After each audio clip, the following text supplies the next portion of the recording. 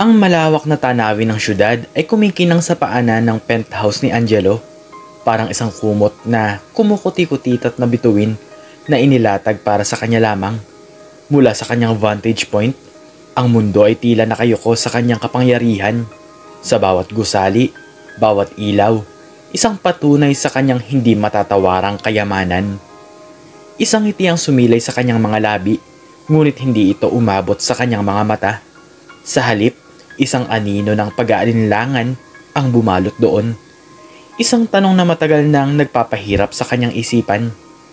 Romina, sambit niya. Ang pangalan ay kumalat sa tahimik na silid, parang isang malambing na bulong. Naglakad siya patungo sa bintana.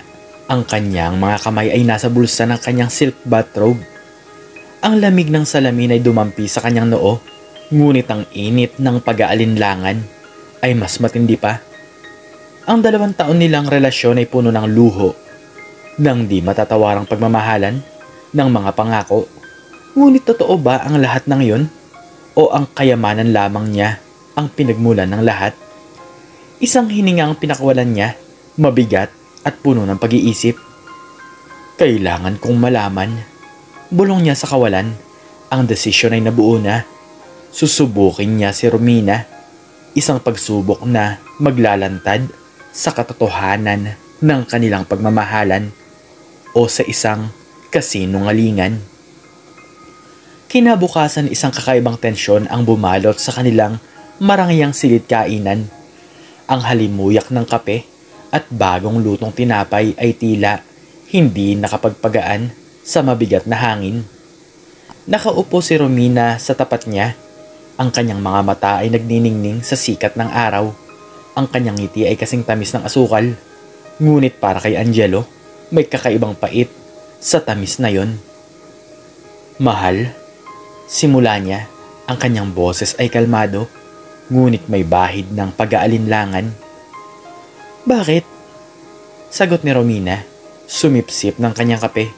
Ang kanyang mga mata ay nakatuon sa kanyang tablet na nagpapakita ng mga pinakabagong fashion trend. May sasabihin ka? Oo, kailangan nating mag-usap. Binitawan ni Romina ang tablet.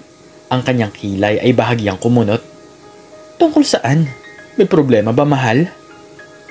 Malaki. Isang segundo ng katahimikan ang bumalot sa kanila. Ang tunog lamang ng kutsara ni Romina ang lumapat sa platito ang narinig. Anong problema, Angelo? Mukha kang pinagsakluban ng langit at lupa. Romina, naubos ang lahat ng pera ko. Ang mga mata ni Romina ay lumaki. Ang kanyang bibig ay bahagyang bumukas. Isang nakakabinging katahimikan ang sumunod. Ano? Halos pabulong niyang tanong. Naubos? Lahat? Ang mga negosyo? Ang mga investment? Ang mga properties? Lahat bumagsak. Tiningnan niya si Romina. Sinusuri ang bawat reaksyon sa kanya muka. Ang kulay sa pisngi nito ay unti-unting nawala. Paano? Kailan? Hindi mo man lang sinabi sa akin. Biglaan. Isang malaking pagkakamali sa investment. Ang mga stock market ay nag-crash. Ang mga partners ko ay nag-back out. Lahat ng pinaghirapan ko naglaho sa isang iglap. Pero paano mangyayari yun? Bilyonaryo ka, Angelo. Hindi ka pwedeng maghirap. Ang boses ni Romina ay unti-unting tumataas. May bahid ng panik. Romina, tao lang din ako. Nagkakamali. Ngayon, wala na tayo. Wala na akong pera. Ang kanyang mga mata ay nagpapaling-paling sa silid, sa mamahaling kagamitan, sa malaking chandelier na nakabitin sa itaas. Ibig mong sabihin, ang bahay na to, ang mga kotse, ang lahat ng to, mawawala? Mawawala. Kailangan nating ibenta ang lahat para mabayaran ang mga utang. Kailangan nating magsimula ulit. Isang buntong hininga ang pinakawala ni Romina, puno ng pagkabigo. Magsimula ulit?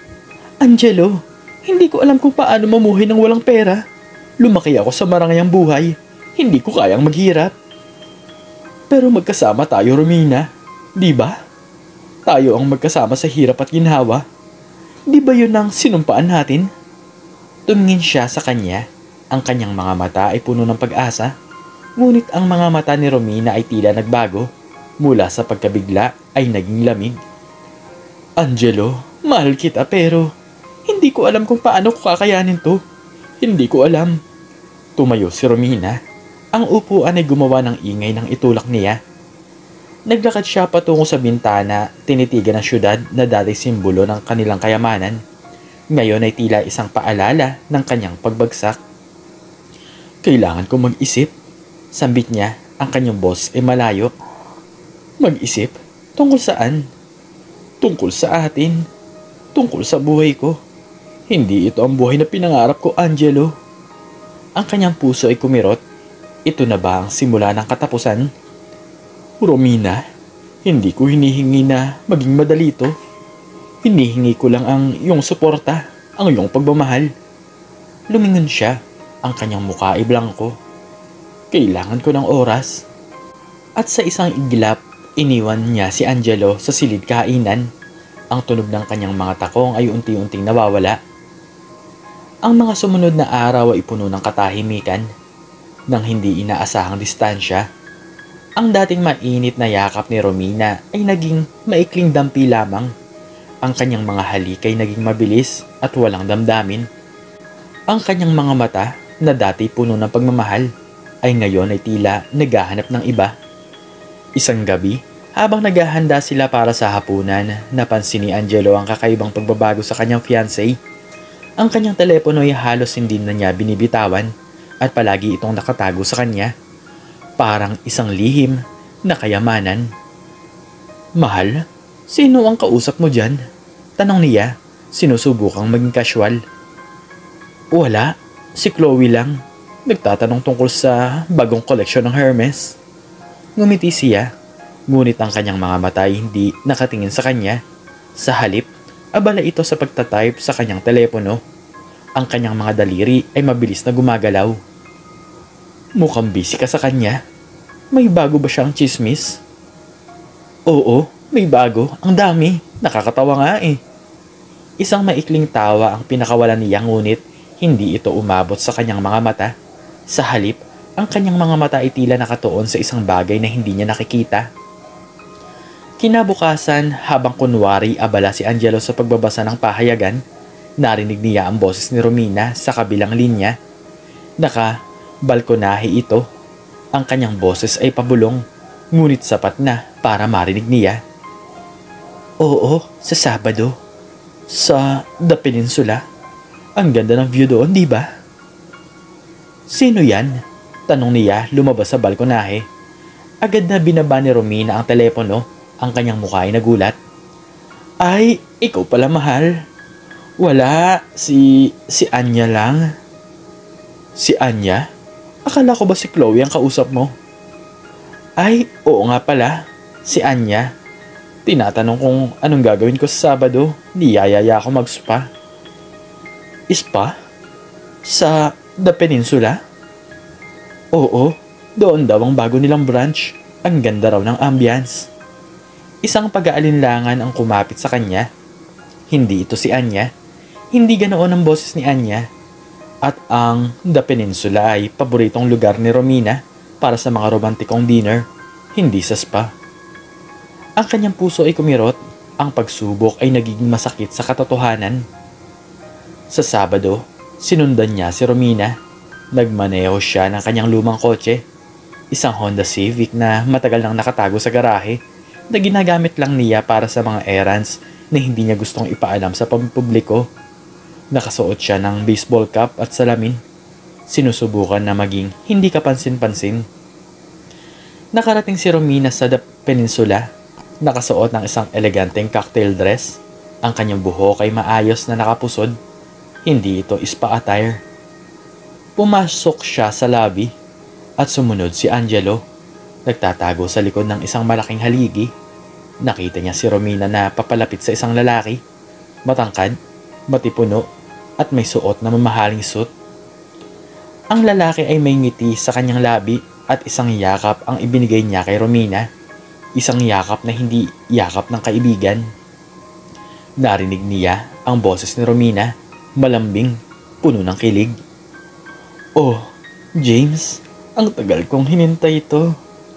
Si James, hindi si Anya, hindi si Chloe.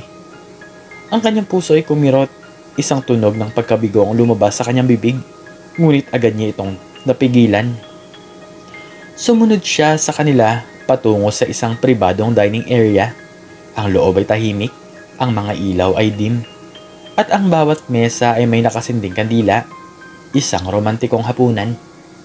Umupo sila sa isang mesa sa sulok. Narinig niya ang tawa ni James, malakas at maligaya. Ang ganda mo talaga, Romina. Ang swerte ko dahil nakilala kita. Ikaw din, James.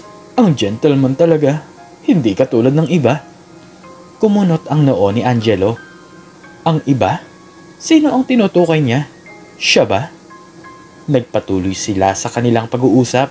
Ang bawat salita ay parang suntok sa dibdib ni Angelo. Narinig niya ang mga plano ni James na dalhin si Romina sa Europe. Nabilhan siya ng mga mamahaling alahas na ibigay sa kanya ang lahat ng kanyang gusto. Alam mo, James, ang hirap ng buhay ngayon. Ang daming problema. Huwag kang mag-alala, Romina. Nandito ako para sa'yo. Hindi kita pababayaan. Ikaw ang reyna ko. Isang matamis na ngiti ang ibinigay ni Romina kay James. Isang ngiti na matagal niyang hindi nakita. Ang kanyang puso ay kumirot. Ang pagsubok ay tapos na. Ang resulta ay malinaw. Bumalik siya sa penthouse. Ang kanyang isip ay magulo. Ang kanyang mundo ay gumuho. Ang babaeng pinakamamahal niya ay pinili ang kayamanan kaysa sa pagmamahal. Kinabukasan, isang maliit na party ang inihanda ni Angelo. Isang intimate gathering para lamang sa kanilang mga malalapit na kaibigan at pamilya. Sinabi niya kay Romina na ito ay isang farewell party. Isang huling selebrasyon bago sila magsimulang maghirap. Dumating si Romina, nakasuot ng isang simpleng dress. Ang kanyang muka ay puno ng pag-aalala, ngunit may bahid ng pananabik sa kanyang mga mata. Siguro, inaasahan niyang naroon si James. Nagsimula ang party. Ang mga tao ay nag-uusap, nagtatawanan. Ngunit si Angelo ay tahimik, nakamasid kay Romina. Nakita niya ang kanyang mga mata na naghahanap-hanap, tila may hinahanap. Angelo, bakit tayo nagpa-party? Tanong ni Romina. Ang kanyang boses ay pabulong. Hindi ba dapat ay nagtitipid tayo? Oo, pero gusto ko lang magkaroon ng isang huling masayang gabi kasama ka, bago ang lahat ng pagbabago. Ngumiti siya, isang pilit na ngiti. Pagkatapos ng hapunan, tumayo si Angelo. Ang lahat ng mata ay nakatuon sa kanya. Salamat sa inyong lahat sa pagdalo. Simula niya, ang kanyang boses ay kalmado, ngunit may bahid ng kapaitan. May gusto lang akong sabihin. Tiningnan niya si Romina, ang kanyang mga mata ay matalim. Sa loob ng 2 taon, minahal ko si Romina ng buong puso. Inakala ko na mahal din niya ako. Inakala ko na kami ay para sa isa't isa, sa hirap at ginhawa. Nagsimulang kumunot ang noo ni Romina. Isang pag-aalala ang sumilay sa kanya muka. Ngunit kamakailan lang, sinubukan ko siya. Sinabi ko sa kanya na naubos ang lahat ng pera ko. Nawala na akong kayamanan. At sa isang iglap, nagbago siya. Nagsimulang magbulungan ang mga tao. Bigla siyang nanlamig. Bigla siyang naghanap ng iba. Isang lalaki na may kayamanan. Isang lalaki na makakapagbigay sa kanya ng luho na hindi ko na kayang ibigay. Ang mukha ni Romina ay namutla. Ang kanyang mga mata ay lumaki. At narinig ko siya. Nakita ko siya. Nakipag-date siya sa ibang lalaki. Nagpapaligaw siya sa ibang lalaki habang ako nagluluksa sa pagkawala ng aking kayamanan. Siya, naghahanap ng kapalit. Angelo, anong sinasabi mo? Sigaw ni Romina. Ang kanyang boses ay nanginginig. Ang katotohanan, Romina. Ang katotohanan na hindi mo kayang tanggapin. Ang katotohanan na ang pagmamahal mo sa akin ay konektado sa aking kayamanan. Hindi totoo yan. Totoo, Romina. Ang lahat ng ito, ang pagkawala ng aking pera, ang lahat ng sinabi ko sa iyo ay isang pagsubok lamang. Isang nakakabinging katahimikan ang bumalot sa silid. Ang tanging narinig ay ang mabilis na pagtibok ng puso ni Romina. "Angelo, anong sinasabi mo?" Halos pabulong niyang tanong. "Hindi ako naghirap, Romina. Ang lahat ng ito ay isang malaking palabas. Ang mga negosyo ko ay lumalago. Ang mga investment ko ay doble na. Ang kayamanan ko ay mas malaki pa kaysa dati." Ang mga mata ni Romina ay lumaki, puno ng pagkabigla, pagkapahiya at galit. Ang kanyang muka ay namula. "Nagsinungaling ka sa akin!"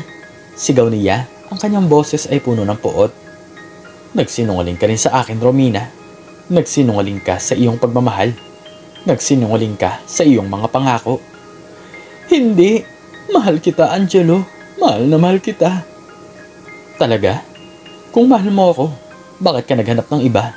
Bakit ka nanlamig? Bakit mo ako iniwan sa ere nang akala mo'y wala na akong pera?" Ang mga mata ni Romina ay nagsimulang magluha. Ang kanyang bibig ay bahagyang bumukas, ngunit walang salitang lumalabas. "Ang pagmamahal mo ay hindi totoo, Romina. Ito ay isang ilusyon. Isang kasinungalingan na binuo sa pundasyon ng kayamanan." Naramdaman ni Romina ang lahat ng mata na nakatingin sa kanya, puno ng paghatol. Ang kanyang pisngi ay nag-init. Ang kanyang puso ay kumakalabog sa kanyang dibdib. "Hindi ko alam na ganoon ka, Angelo. Hindi ko akalain na kaya mong gawin ito sa akin." "Hindi ko rin akalain na kaya mong gawin ito sa akin, Romina. Ang pagsubok na ito ay nagpakita ng tunay mong kulay. Ang tunay na ikaw." Lumapit si Angelo sa kanya. Ang kanyang mga mata ay puno ng lungkot. "Ang engagement natin ay tapos na, Romina. Hindi ko kaya magpakasal sa isang babaeng ang pagmamahal ay konektado sa kayamanan. Hindi ko kaya magpakasal sa isang babaeng walang tunay na pagmamahal sa akin." Isang malakas na hikbi ang lumabas sa bibig ni Romina. "Angelo, pakiusap. Bigyan mo ako ng isa pang pagkakataon. Nagkamali ako. Alam kong nagkamali ako." Masyado nang huli, Romina. Ang tiwala ay nasira na. Ang pagmamahal ay naglaho na. Tumalikod si Angelo. Ang kanyang puso ay mabigat. Ang pagsubok ay nagtagumpay, ngunit ang tagumpay na ito ay nagdala ng matinding sakit. Si Romina ay naiwan sa gitna ng silid. Ang kanyang muka ay basa ng luha. Ang kanyang katawan ay nanginginig.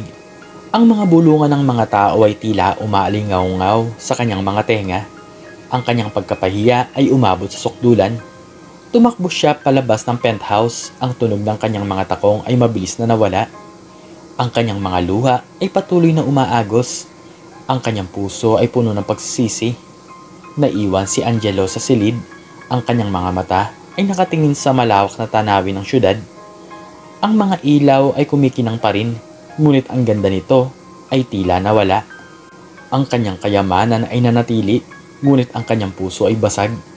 Napatunayan niya ang katotohanan, ngunit sa anong halaga?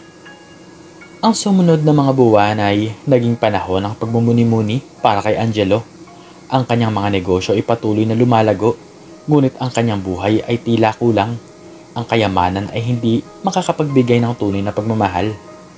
Isang araw habang nilalakad siya sa isang parke, nakita niya ang isang matandang babae na nagbabasa ng libro sa ilalim ng puno. Ang babae ay may payak na suot, ngunit ang kanyang mga mata ay puno ng kapayapaan. Umupo siya sa isang bench sa tabi ng babae. "Magandang araw po," bati niya. "Magandang araw din, binata," sagot ng babae, ngumiti. "May tanong lang po ako, kung okay lang." "Sige, ano yun?" "Paano po malaman kung totoo ang pagmamahal ng isang tao?" Tiningnan siya ng babae. Ang kanyang mga mata ay puno ng karunungan. "Ang tunay na pagmamahal, binata, ay hindi nakikita sa kayamanan. Hindi ito nakikita sa luho. Ito ay nakikita sa hirap at ginhawa. Ito ay nakikita sa pagtanggap sa iyo kung sino ka man, hindi kung ano ang mayroon ka." "Pero paano po kung nasubukan mo na at ang resulta ay hindi maganda?" "Kung gayon, nagpapasalamat ka sa katotohanan. Mas mabuting malaman ang katotohanan kahit masakit kaysa mamuhay sa kasinungalingan." Isang buntong hininga ang pinakawalan ni Angelo. "Salamat po," sambit niya. Huwag kang mawalan ng pag-asa, binata. Ang tunay na pagmamahal ay darating. Hindi mo kailangan itong hanapin. Ito ang maghahanap sa'yo. Ngumiti si Angelo. Ang mga salita ng matandang babae ay nagbigay sa kanya ng pag-asa. Sa huli, natuto si Angelo. Ang kayamanan ay isang kasangkapan, hindi ang kahulugan ng buhay. Ang tunay na kayamanan ay nasa puso, sa pagmamahal, sa katapatan. At habang ang araw ay unti-unting lumulubog, ang liwanag nito ay nagbigay ng bagong pag-asa sa kanyang puso. Ang kanyang paglalakbay ay hindi patapos. Ang kanyang paghahanap sa tunay na pagmamahal ay magpapatuloy. Ngunit sa pagkakataong ito, alam niya kung ano ang tunay na halaga. Ikaw, anong natutunan mo sa storyang ito? Makicomment naman sa baba kung ano ang iyong natutunan. At hanggang dito na lamang po nagtatapos ang aking istorya at sana po ay nagustuhan niyo ito.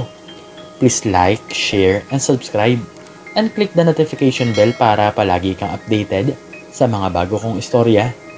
Muli ay maraming salamat po at God bless us all.